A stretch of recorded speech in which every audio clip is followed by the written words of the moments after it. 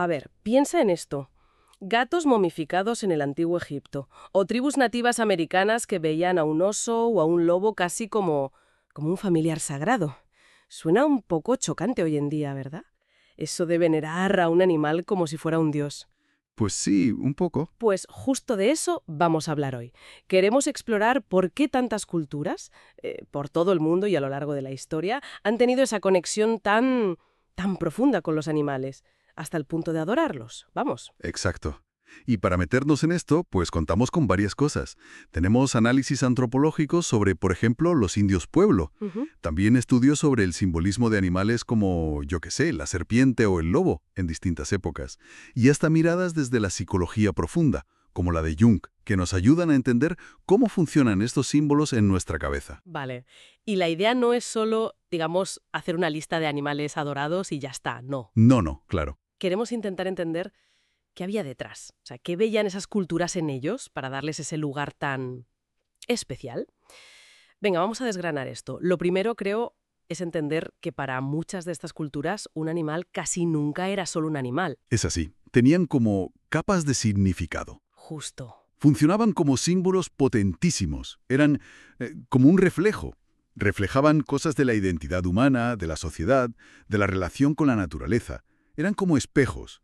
Sí, la forma en que un grupo humano se relaciona con los animales dice muchísimo sobre ese grupo, sobre su visión del mundo. Como los indios pueblo que mencionabas, sus creencias, que bueno, son complejas y a veces un poco secretas para los de fuera. Sí, no todo se sabe. Mostraban una visión del mundo muy distinta a la nuestra, ¿no? Para ellos, los animales no eran seres inferiores, compartían un pasado y un futuro con los humanos. Su universo era mucho más mítico, por decirlo así. Esa conexión profunda es la clave. Carl Jung hablaba de algo que llamó identidad psíquica o participación mística. Es la idea de que, sobre todo en mentalidades más antiguas o incluso en nuestro propio inconsciente, no existe esa separación tan radical entre el yo y el mundo, incluyendo a los animales, claro.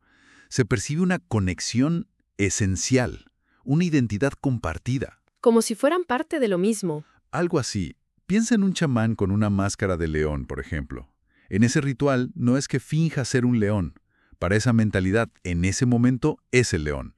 Hay una identificación profunda. Hemos perdido mucho de eso, me parece. Ya. Claro que ese simbolismo no siempre era bonito, ¿no? Podían ser fuente de poder, sí, pero también de miedo, de terror incluso. Desde luego. El búho, por ejemplo, para algunos grupos apache era visto casi como un monstruo, algo malévolo. Y la serpiente, la serpiente es fascinante. Tiene significados supervariados, a veces contradictorios. Sabiduría, peligro, curación, tentación. Madre mía. ¿Y el lobo? ¿Qué me dices del lobo? Ha pasado de ser el mal personificado, un tabú casi, a ser un tótem para mucha gente hoy. Esa dualidad es muy, muy común. Aquí es donde la cosa se pone interesante. Porque parece que muchas culturas veían en los animales cualidades, poderes que los humanos no teníamos o que deseábamos tener. Totalmente. Entre los queres, un grupo de los pueblos, se creía firmemente que sus chamanes, sus curanderos, obtenían poder directamente de los animales. Podían incluso, según sus creencias, transformarse en ellos. ¿Cómo? Transformarse. Sí. La idea era que, que si poseías los poderes del animal asociado a una enfermedad, o incluso los poderes de los brujos, que también se creía que podían tomar forma animal, podías curar.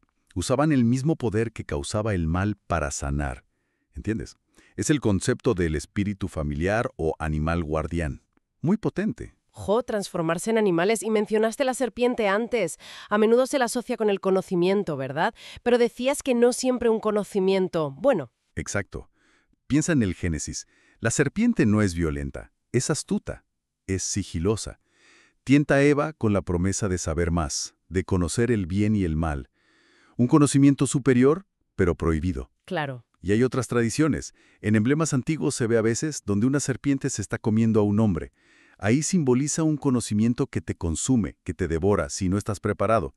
Poderoso sí, pero peligroso. ¿Y cómo conecta esto con ideas más actuales sobre la mente? ¿La psicología ve algo parecido? Pues sí, la verdad.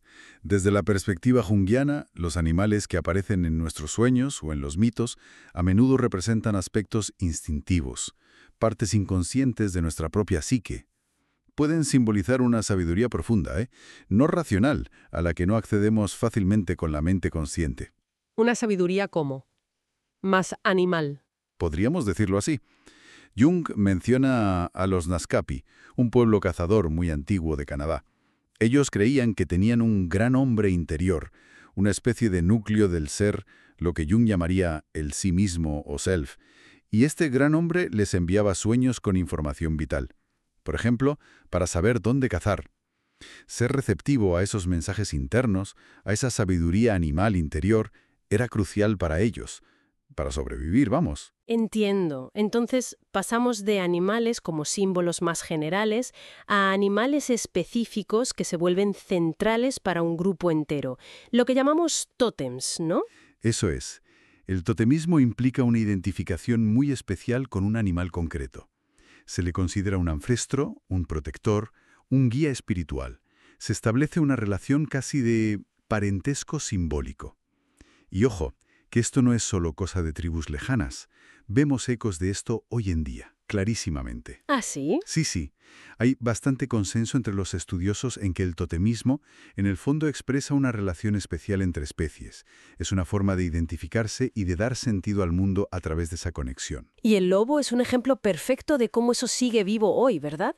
Porque durante siglos fue, el enemigo público, perseguido a muerte.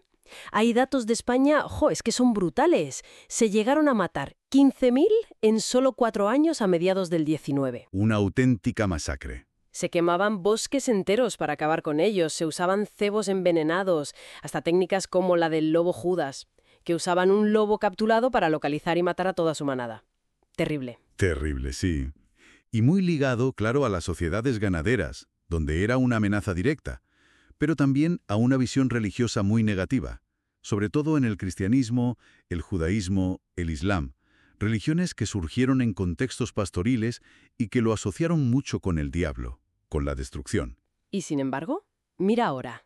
Para muchísima gente, especialmente gente de ciudad, el lobo se ha convertido en un símbolo superpotente. Representa la naturaleza salvaje, la libertad, la resistencia frente a la civilización. Totalmente. Hay gente que viaja a posta a sitios como la Sierra de la Culebra, aquí en España, solo para intentar verlo. Buscan esa conexión, esa experiencia casi mística.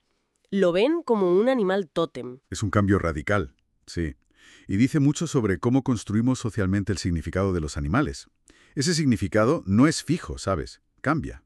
Cambia con el tiempo, con la cultura, con el contexto. El lobo pasó de ser un enemigo a exterminar a un ícono de la naturaleza salvaje que hay que proteger y que genera turismo. Es increíble. Refleja un cambio en nuestra propia sociedad, más urbana, quizá más nostálgica de una conexión perdida con lo natural. Hay quien habla de una tendencia posmoderna a difuminar esas fronteras tan rígidas que poníamos antes entre humanos y animales. Y volviendo a los pueblos agua, esa conexión con el poder animal no era solo cosa individual, ¿verdad? A veces era compartida por clanes o sociedades enteras. Efectivamente, como en las sociedades de curanderos, de los queres que comentábamos. Allí el poder asociado a ciertos animales era clave para los rituales, para la cohesión del grupo entero. Claro que sí.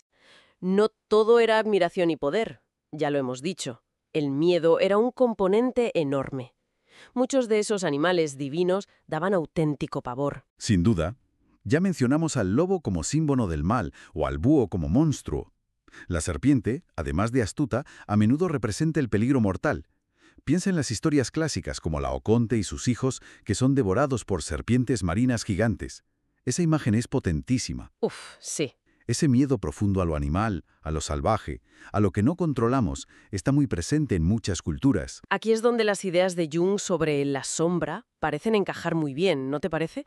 La idea de que proyectamos nuestros propios aspectos oscuros, lo que reprimimos, en los animales. Exactamente. Es una interpretación muy interesante.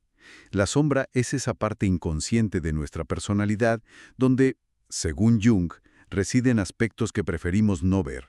Instintos, egoísmos, miedos, rasgos que socialmente no están bien vistos.